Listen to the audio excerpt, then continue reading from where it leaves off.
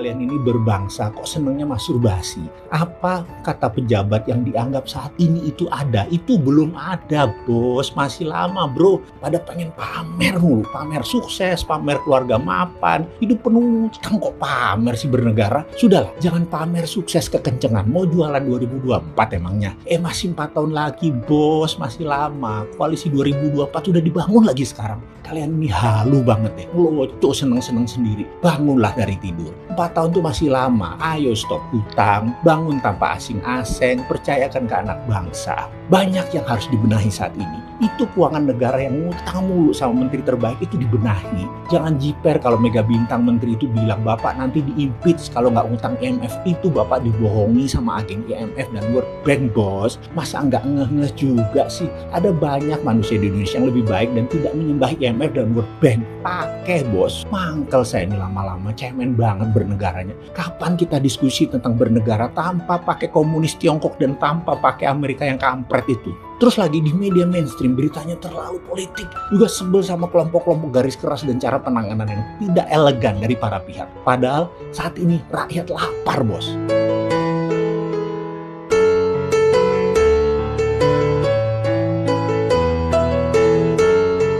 Ketika digembar-gemborkan tentang kesuksesan membangun Sulawesi karena ada nikel yang dalam 10 tahun lagi dari sekarang daerah itu akan hilang nikelnya, maka dengan bangga di media nasional dikatakan bahwa Indonesia punya smelter nikel, lalu ada pabrik baterai mobil di Indonesia. Ini berita bagaimana ya maksudnya? Hubungannya apa smelter sama pabrik baterai? Ini sak bangsa digeblekin pejabat dengan narasi propaganda. Apa memang ada pabrik baterai milik Indonesia yang akan memindahkan pabrik mobil Tesla ke Indonesia? Gitu ya? Begitu naifnya ya dengan berita propaganda yang seakan-akan resesi 2 kuartal bakal jadi lewat dengan ada pabrik baterai di Indonesia tersebut. Ini bahan baterainya apaan sih emangnya? Kita punya teknologinya atau teknologi asing yang punya yang ngedukin sumber daya alam Indonesia itu? Rasanya ini pabrik asing deh. Bahan bakunya sumber daya alamnya Indonesia yang diambil sampai habis. Yang diambil apanya? Litiumnya, ferronikelnya, apa sih yang lo ambil? Kalian bicara apa sih? Pabrik baterainya mana? Hasilnya mana? Fotonya mana? Barbuk bahwa ada pabrik yang namanya pabrik baterai. Nah,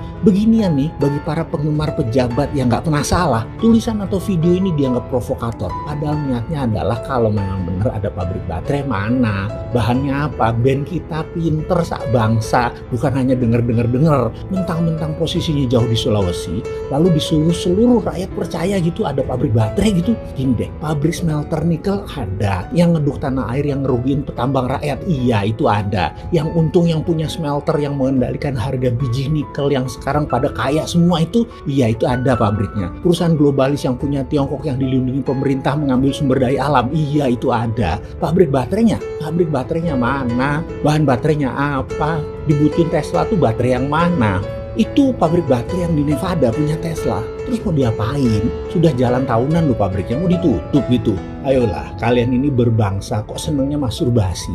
Apa kata pejabat yang dianggap saat ini itu ada? Itu belum ada, bos. Masih lama, bro. Sabarlah. Pada pengen pamer mulu. Pamer sukses, pamer keluarga mapan. Hidup penuh utang kok pamer sih bernegara? Sabarlah. Rakyat yang penting saat ini dibikin happy, dibikin makmur, dibikin sehat dengan cara yang elegan. Pakai kuantitatif easing. Sudahlah, jangan pamer sukses kekencengan. Mau jualan 2024 emangnya? Masih 4 tahun lagi, bos. Masih lama. Koalisi 2024 udah dibangun lagi sekarang. Kalian ini halu banget deh. Ngeloco seneng-seneng sendiri. Bangunlah dari tidur. 4 tahun tuh masih lama. Ayo stop hutang. Bangun tanpa asing-asing. Percayakan ke anak bangsa. Banyak yang harus dibenahi saat ini. Itu keuangan negara yang ngutang mulu sama menteri terbaik itu dibenahi. Jangan jiper kalau mega bintang menteri itu bilang Bapak nanti di-impeach kalau nggak ngutang IMF. Itu Bapak dibohongi sama agen IMF dan World Bank, bos. Masa nggak ngeh-ngeh juga sih? Ada banyak manusia di Indonesia yang lebih baik dan tidak menyembah IMF dan World Bank. Pakai, bos. Sudahlah.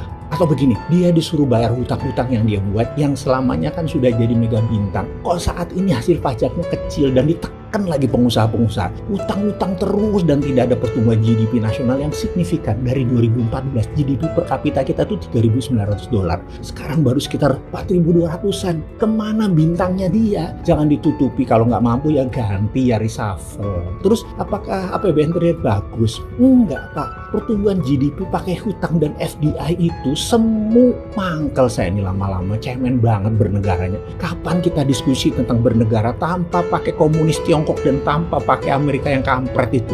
Terus lagi di media mainstream beritanya terlalu politik. Juga sebel sama kelompok-kelompok garis keras dan cara penanganan yang tidak elegan dari para pihak. Padahal saat ini rakyat lapar, bos. Ya, sudah gitu deh. Oke, lanjut. Sudah gitu pejabatnya nyambut lagi, ngimbangi lagi, lonte sana lonte sini, saling lonte-lontean.